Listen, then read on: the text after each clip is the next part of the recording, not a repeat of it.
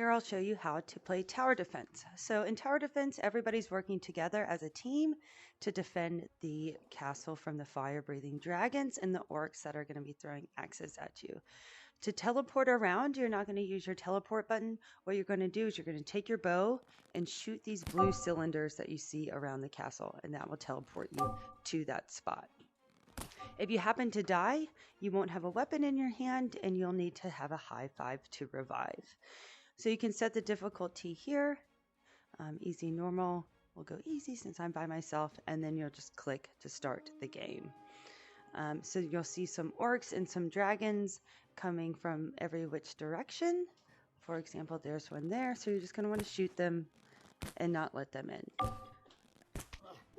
And then you can also shoot the axes, and you can shoot the fireballs that they're throwing at you. So you just don't want to let them in and work together as a team to defend the castle.